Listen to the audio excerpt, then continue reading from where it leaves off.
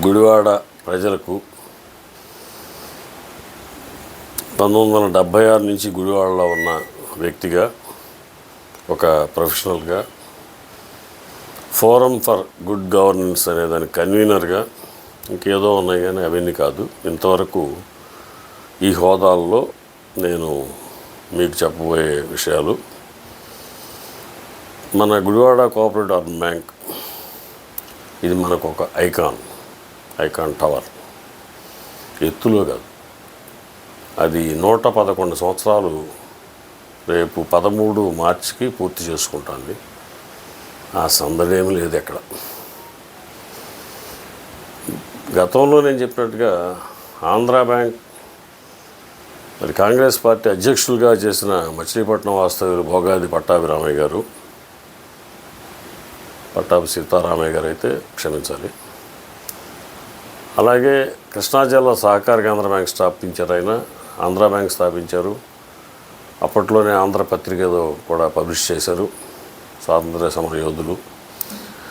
వాళ్ళకంటే ముందు ఈ బ్యాంకు నెలకొల్పబడింది. అప్పట్లో గుడివాడలో ఉన్న పెద్దలు, మహానుభావులు ఎందరో.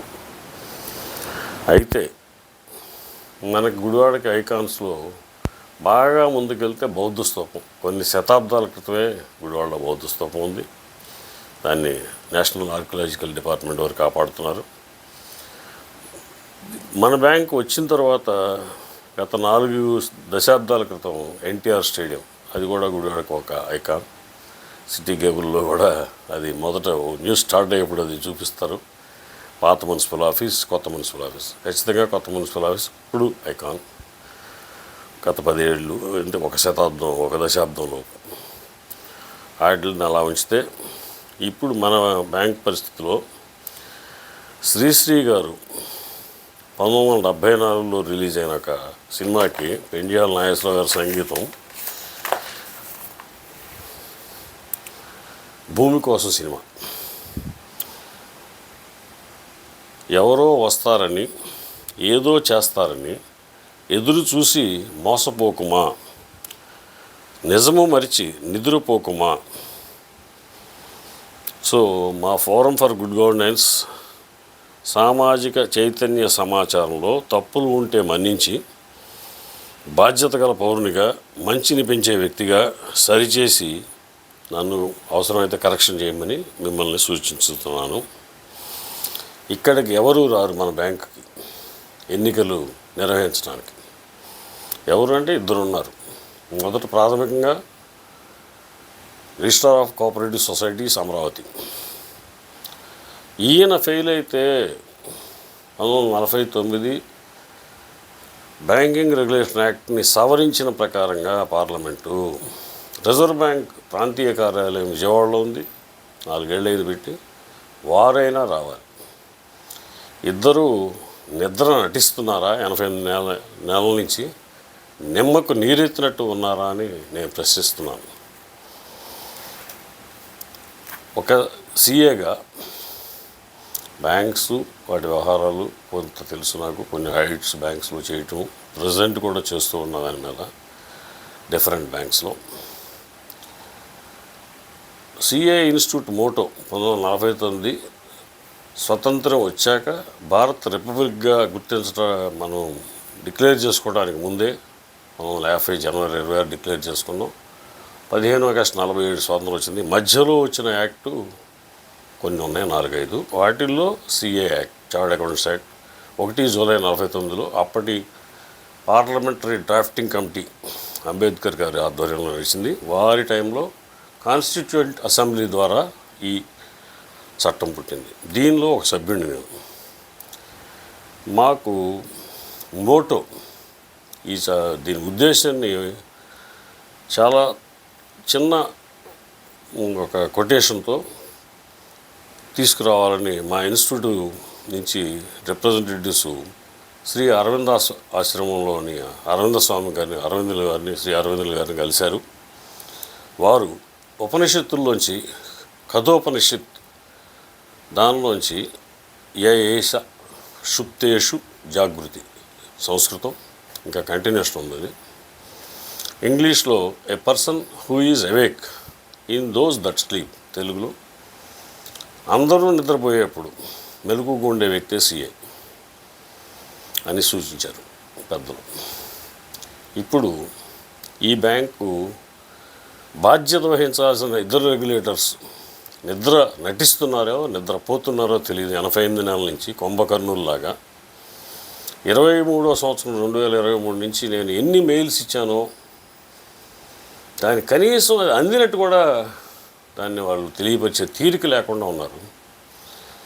సో ఒక సీఏగా ఒక బ్యాంకింగ్ ఇన్స్టిట్యూట్ని మనం అండా దండాగా ఉండాలనే నా ఈ ప్రయత్నం.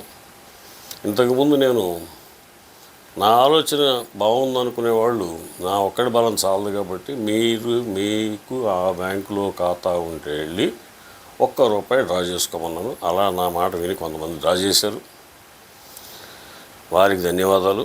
ఇప్పుడు నేనేమంటానంటే 13 మార్చ్ అంటే నెల రోజులు కూడా లేదు 111 పూర్తవటానికి వసంతాలు. ఒక రకంగా టీనేజ్లోకి ఎంటర్ అవుద్ది. ఎందుకంటే 112లోకి వెళ్తే 12, తర్వాత 13, అంతా అంటే సంవత్సరాల పూర్తి తర్వాత మళ్ళీ టీనేజ్లోకి ఎంటర్ అయ్యే బ్యాంక్. అంటే కొత్త టెక్నాలజీస్తో వాడాలి మనం, ఇంకా AI, క్వాంటమ్, దాంతో కస్టమర్లకి మెరుగైన సేవలు ఇవ్వాలి. ఇది ప్రాథమికంగా పేద, బడుగు, బలహీన, మధ్యతరగతి వర్గాల అవసరాలకు ఇది ఒక ఆలంబనగా ఉంది ఇప్పుడు దాకా. ఇంకా మరింత ఆలంబన ఇవ్వాలని, మరింత పెరగాలని 7 బ్రాంచీలల్లా ఎన్నో బ్రాంచీలుగా 2 అంకెల సంఖ్య సాధించేదా 10 కంటే ఎక్కువ బ్రాంచీలు తక్కువ కాలంలో మనం సాధించుకోవాలని, ఇది దినదిన ప్రవర్ధమానంగా 2వ శతకంలో కూడా పరిడి వెళ్ళాలని కోరుకుంటూ నా సూచన ఏంటంటే 2 మొబైల్ నెంబర్స్ ఇస్తాను మా ఫోరంవి. 9885318980.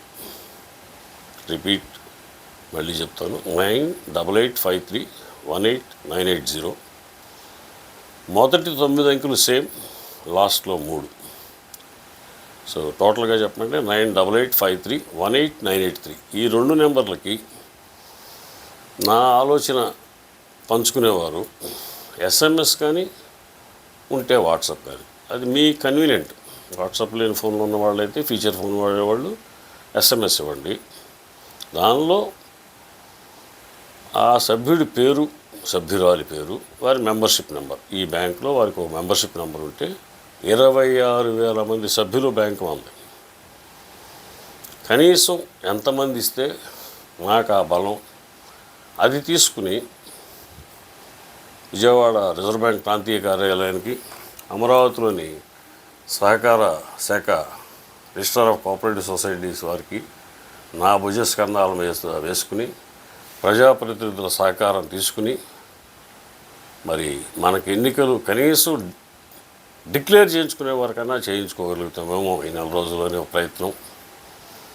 సరే, ఎన్నికలు నిర్వహించడానికి ఒక ఎలక్షన్ ఆఫీసర్ని అపాయింట్ చేస్తారు, తర్వాత ఓటర్ లిస్టులు సరి చేస్తారు, చనిపోయిన మెంబర్స్ తీస్తారు, కొత్త మెంబర్స్ కలుపుతారు.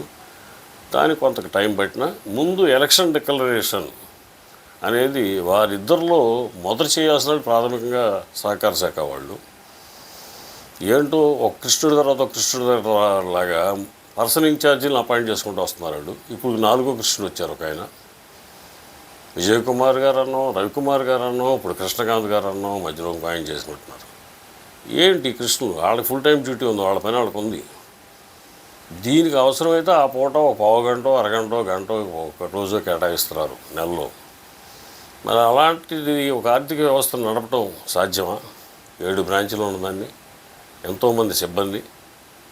సో నా కోరిక మన్నించి ఆ మొబైల్ నెంబర్స్ మళ్ళీ చెప్తాను, 9885318980, 9885318983కి ఫీచర్ ఫోన్ వాళ్ళు SMS పంపించినా ఓకే.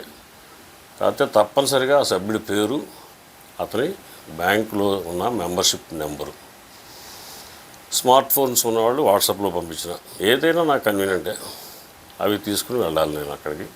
అన్నీ ఎక్కువ తీసుకెళ్తే 26,000 మందికి గాను ఎన్ని ఎక్కువ వస్తాయని ఇన్ని అని అంచనా నేను వేసుకోవట్లేదు. వీలైనన్ని మీరు పంపించినన్ని నేను ఈ నెలాఖరులోపు తీసుకెళ్ళి వారిని ఆ 2 వారాల్లోపు ఎన్నికల ప్రకటన అన్నా ఇవ్వండి సార్ అని మరీ మనందరి తరఫున ప్రాధేయపడి కోరుతాను. ధన్యవాదాలు.